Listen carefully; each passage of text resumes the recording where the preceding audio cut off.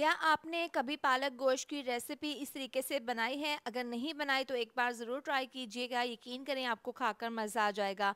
कढ़ाई में डाल देंगे 1 कप ऑयल, इसमें डाल देंगे पालक और साथ ही इसमें डाल देंगे गोश्त, टमाटर, तीनों को आप फ्राई कर लेने हैं। तकरीबन 4 से 5 मिनट हो गए हैं, यहाँ पर पालक सॉफ्ट हो गई है, टमाटर के ऊपर से छिलका भी उतर गया है और चिकन भी फ्राई हो गया है। सबसे पहले टमाटर को दूसरी प्लेट में निकालेंगे, चिकन को 2 मिनट के लिए फ्राई करने के बाद इसको भी प्लेट में निकाल कर साइड पर रख देंगे। पालक के अंदर आधी चम्मच चीनी, आधी चम्मच नमक डालकर फ्राई कर लेंगे। पालक ने देखिए काफ़ी पानी छोड़ दिया है। सॉफ्ट होने के बाद एक प्लेट में निकाल लेंगे, थोड़ी सी इसमें यखनी डाल देंगे।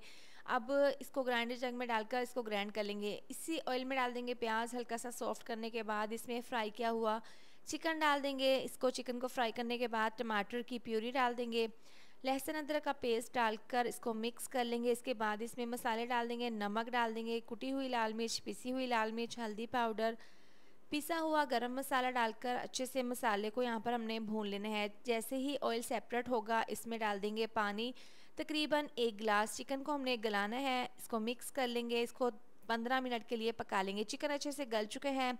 अब पालक का मैंने ग्राइंडर जग में डालकर पेस्ट बना लिया था, ये डाल देंगे इसके अंदर, इसको मिक्स कर लेंगे और इसको मीडियम टू लो आंच पर तकरीबन 8 से 10 मिनट के लिए पका लेंगे। जैसे ही ऑयल सेपरेट होगा इसमें हरी मिर्च डाल देंगे, इसको मिक्स कर लेंगे। बहुत ही लजीज और बहुत ही मज़ेदार सा पालक गोश्त का सालन बनकर तैयार है। ये एक नया तरीका है, आप इसको ज़रूर ट्राई कीजिएगा, आपको खाकर मज़ा आ जाएगा।